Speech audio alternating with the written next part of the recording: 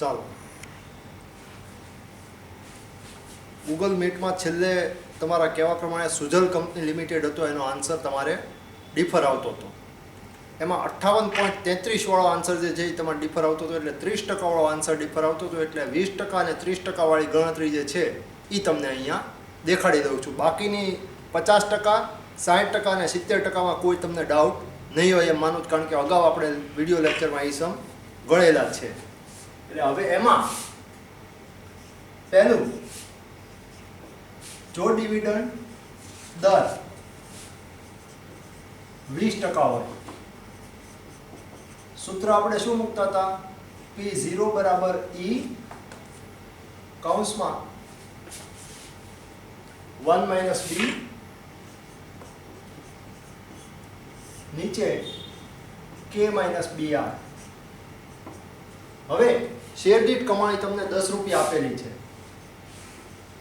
10 રૂપિયામાં ડિવિડન્ડ કેટલું થાય? 20% લેખે 10 રૂપિયાના 20% તમે ગણો. શેર દીઠ કમાણી કેટલી? 10 રૂપિયા છે. ડિવિડન્ડ શેર દીઠ કમાણી જે છે એના 20% કરવાના. એટલે 10 રૂપિયાના 20% તમે કરો એટલે 0.20 ત્યાં મૂકવાના. અને નીચે કે એટલે આંતરિક વળતરનો દર 0.20 માઇનસ 0.25 મૂડી પડતર અને ડિવિડન્ડનો દર 0.20.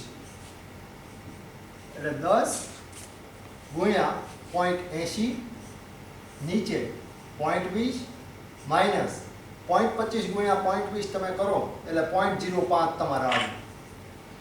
એટલે 8 ભાગ્યા 0.15 એટલે 53.33 રૂપિયા તમારો બજાર મૂલ્ય ઇક્વિટી શેરનું 20% ડિવિડન્ડ દરે આવે. હવે બીજો ડિવિડન્ડ ચૂકવણીનો દર 30% તમારે લેવાનો છે.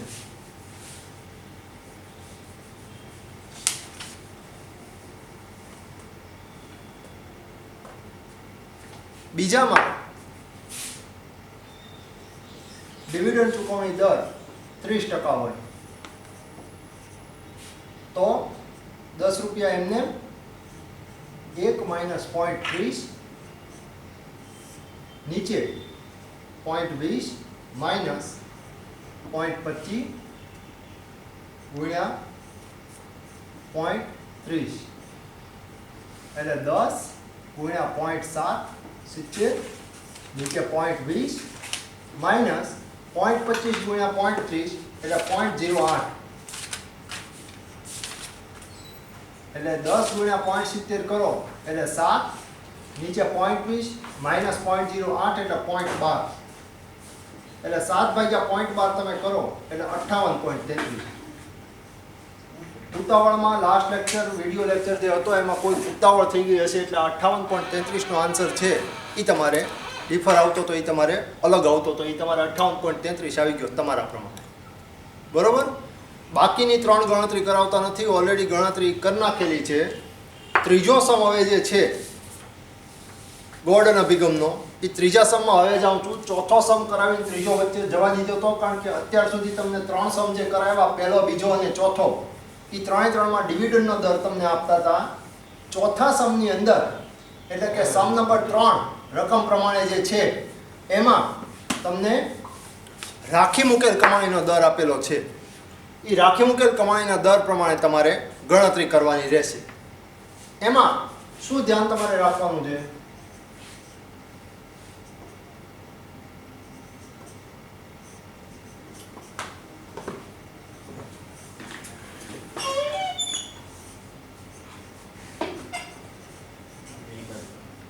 પહેલું, જો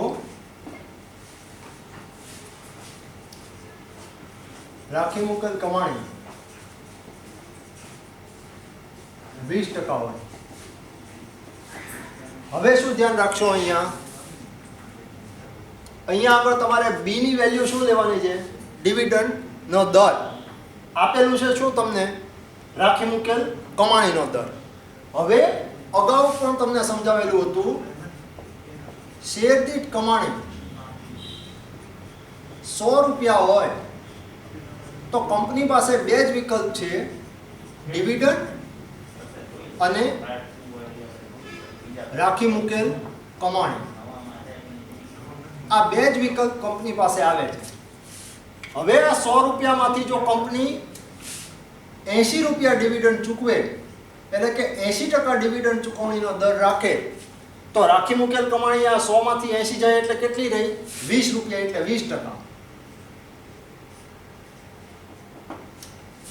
રકમ અને ટકા સરખા થાય છે અહીંયા 100 રૂપિયા ઉપર છે એટલે. તો 80 રૂપિયા ડિવિડન્ડ તરીકે ચૂકવ્યા તો 20 રૂપિયા તમારા રાખી મૂકેલ કમાણીના થયા. હવે અહીંયા તમને શું આપ્યું છે? 20% રાખી મૂકેલ કમાણી. તો તમારે લેવાનો જ કયો દર? ડિવિડન્ડનો દર. તો 20% માંથી બાકી કેટલા રહે? 80%. તમારે ટોટલ 100% પૂરા કરવાના આવે શેર દીઠ કમાણીના. તો રાખી મૂકેલ કમાણી જ્યારે 20% હોય ત્યારે અહીંયા બી ની જગ્યાએ, બી માં બંને જગ્યાએ તમારે 100%માં જે રકમ ખૂટતી હોય એ મૂકી દેવાની રહે. એટલે અહીંયા 80% ખૂટે એટલે 80% તમારે મૂકવાના રહે. એટલે P0 બરાબર શેર દીઠ કમાણી કેટલી છે તમારી? 10 રૂપિયા ગુણ્યા 1 માઇનસ આ 0.20 ના 0.80 થઈ જાય. શું કામ? 100 પૂરા કરવામાં 80% ખૂટે છે એટલા માટે. 1 માઇનસ 0.80 નીચે કે રાખી મૂકેલ કમાણીનો દર 0.10 માઇનસ 0.12 અને 0.8 એટલે 10 ગુણ્યા 0.20 નીચે 0.10 માઇનસ 0.09 એટલે 2 નીચે 0.01 એટલે 200 રૂપિયા તમારા શેરનું બજાર મૂલ્ય આવશે. ધ્યાન ખાસ એ રાખજો કે આ 20 ની જગ્યાએ અહીંયા 0.80 કર્યા એટલે આ તમારો 1 માંથી 0.80 બાદ કરો એટલે આ રાખી મૂકેલ કમાણીનો દર અહીંયા તમને મળી જાય. જો એ રાખી મૂકેલ કમાણીનો દર તમારે અહીંયા આવી જાય તો આ બંને રકમ તમારી સાચી